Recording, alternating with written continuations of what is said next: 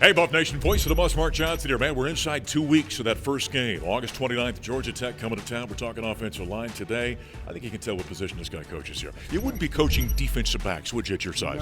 No. O-line only, O-line for life. That's right. George Hegamin, by the way. All right, 3 weeks in, tell me how you feel about your group. You know, we feel like we're going in the right direction. You know, the biggest test that you always have, you know, in any beginning of the season is the first play of the first game against the first opponent. And Georgia Tech is going to be a really good opponent for us to test what we think we have, you know, but so far so good to this point. Yeah.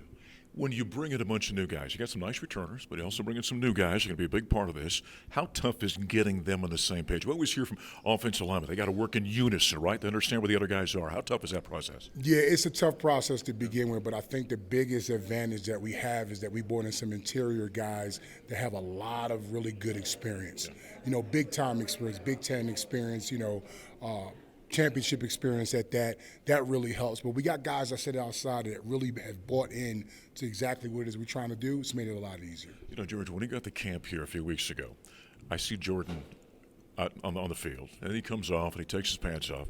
And I called out to him. I called him and I said, last year, young man, you were a great talent. This year, you look like a – he looks like a different man, doesn't he? No, he definitely is. And I told him, see, the thing about Jordan, he's intrinsically motivated anyway. Yeah. You know, so he's always looking for that next nugget. And the day I told him, I said, listen, what I'm seeing you do is turn monotony into millions. And that's honest. He is doing the right things, the right time, with the right type of attitude, looking for big things from this year. But that's an interesting mindset right there. It's making sure you don't get caught up in the dog days. Sure.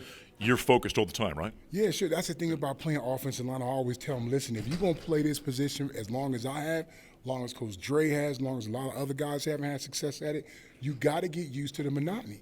Like, that has to become your best friend because it doesn't change. The drills don't change. The hard work doesn't change. Being cohesive doesn't change. All those things make a great lineman. I think we got that. Coach Prime, off-season, sent down the edict. We will run the football in 2025. You feel confident? Listen, that was our mandate from the spring. So the thing was, listen, we understood exactly what the message was.